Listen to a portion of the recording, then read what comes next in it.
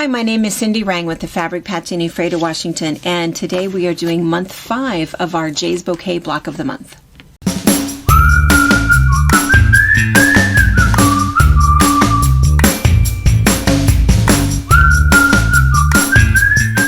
Well, thanks for hanging out with me today, and if this is your first time, we have a website at fabricpatch.net.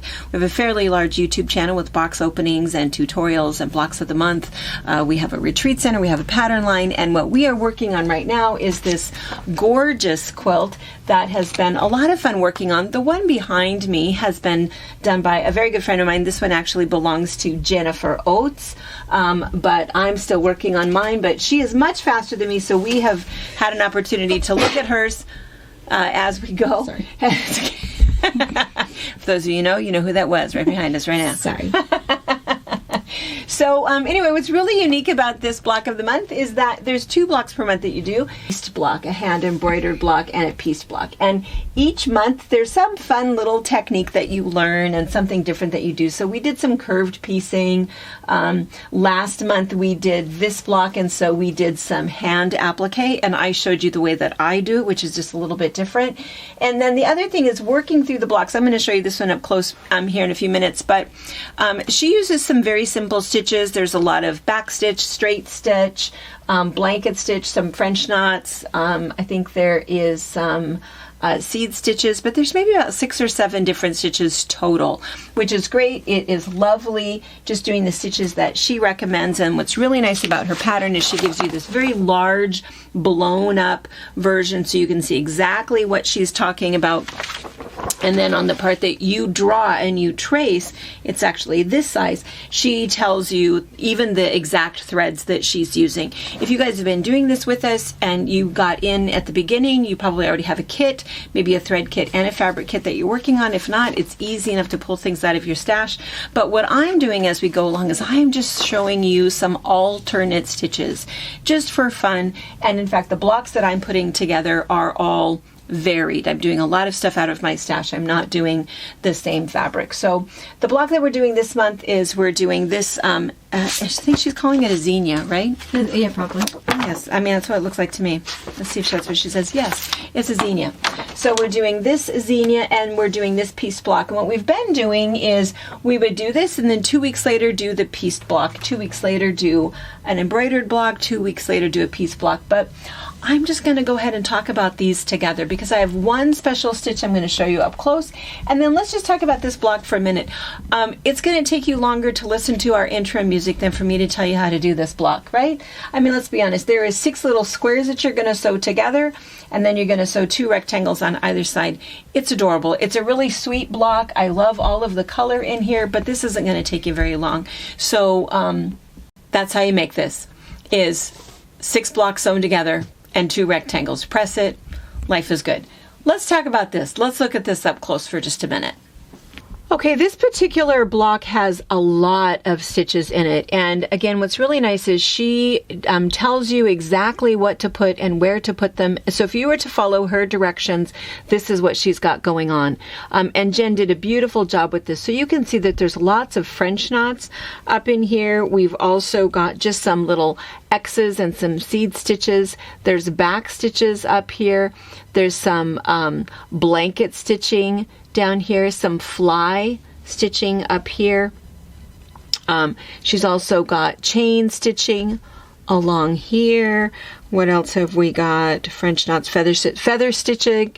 And then this up here is kind of fun because this is just a it's just a blanket stitch, and what she's doing is it's just a blanket stitch, so it's really fairly close together, and it's kind of got these uneven edges, so it's beautifully done. There's a lot going on, but what I'm going to show you is I am going to show you how to do a bullion knot just for fun, just to show you another option for in here. You can also do some bullion knots in the inside here if you'd like to. It's just kind of a fun one to add to your repertoire.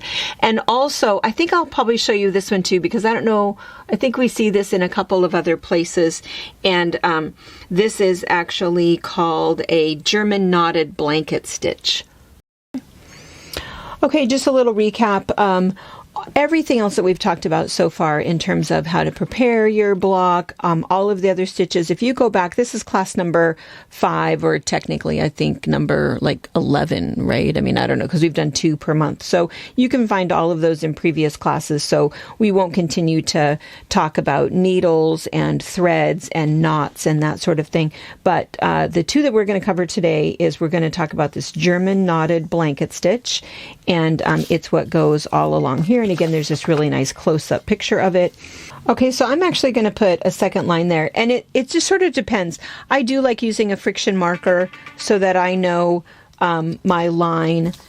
So she gives you 1 line here, and if you kind of wanted to make sure that your chain stitch is even here, do you see that? Add a second line. Okay, so I've got 2. I'm just going to do mine right through here. I'm going to try to get the best position for you guys. So I've already done 2 stitches. I'm going to do a couple more. And this is just start this the same way that you would any blanket stitch. Typically with a blanket stitch, what's going to happen, and we've done this before, we did this I think in our first class, is that you're just going to do one, then the other, and you're really looking at fairly even spaces in between. For this particular one, what you're going to do is I'm making a little space.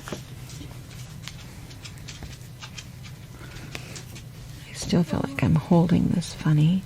And then your next one is going to be pretty close to it. And then after you've done the 2 that are close together, then I'm going to do this little swoop. Can you see where I've done that? Just kind of wrap around, and I've just sort of knotted it, and now I'm going to do it again.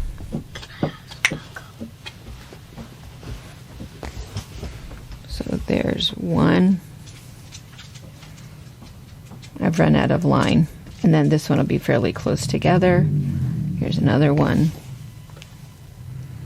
and then again I'm just going to go ahead and swoop underneath there to kind of knot it, and then keep going. And that is the German knotted blanket stitch.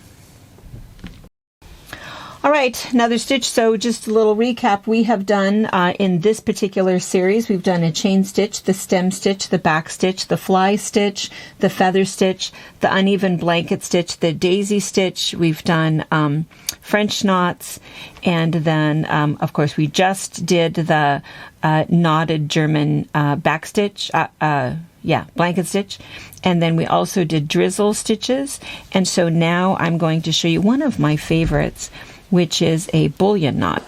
And a bullion knot is kind of fun. And I was thinking that this is one that we could do like here. If you kind of don't like that uneven blanket stitch and you feel like that's a little bit hard, you could kind of swap these out a little bit if you'd like to. You can also put bullion knots inside to add a little bit more texture to the inside of your flower if you'd like to. But anyway, it's kind of a fun little stitch. All you do is you're just going to come up. You can use, I think in class number 4, we talked about thread options, and whatever size thread, just make sure that your needle matches the thread that you're using.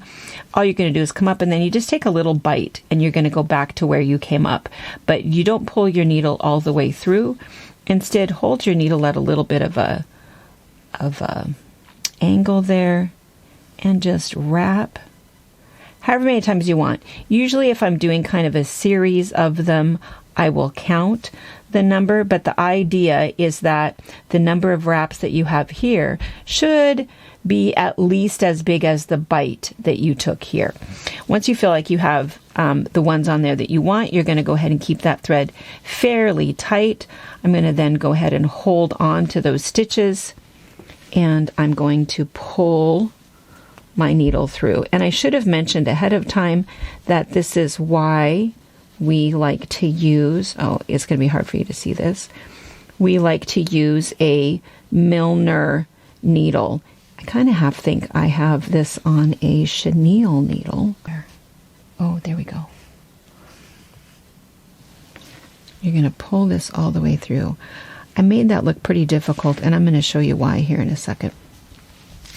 Let's look at this needle for a minute. This is a chenille needle. So can you zoom up enough to see that? That on a chenille needle, here's the shaft, and you can see the eye of the needle, like most needles, is just a little bit bigger. A Milner needle, this is a Milner needle, where the eye and the shaft are basically the same size. So if you use a Milner size 1 or a Milner size 3, it's a much bigger needle. But then what happens is if you are sliding stitches off, you don't have the bulk of that eye of the needle going through there. So rookie mistake, I just picked up something that was threaded, and it happens to be a chenille needle, but it's okay. I got everything off of there. Before I do too many, I'm actually going to change my needle.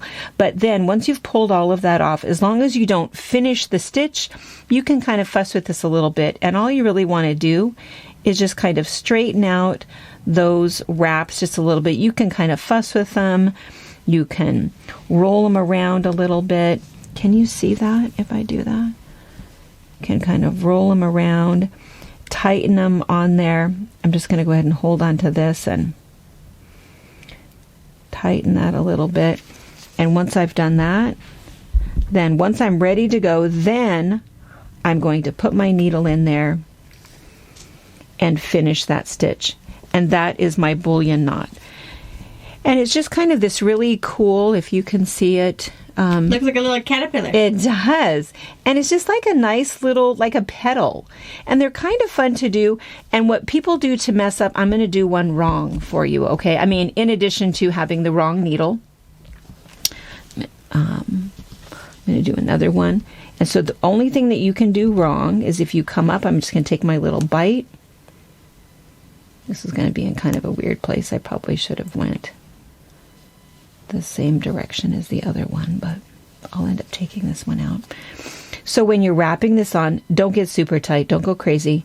You'll be able to tighten it afterwards and kind of hold those on as you get those on. So you can keep that kind of loose. If you tighten that all up, even if you have a Milner's needle, you're not going to get that through there. But so I'm going to wrap those on there. Hold that tight.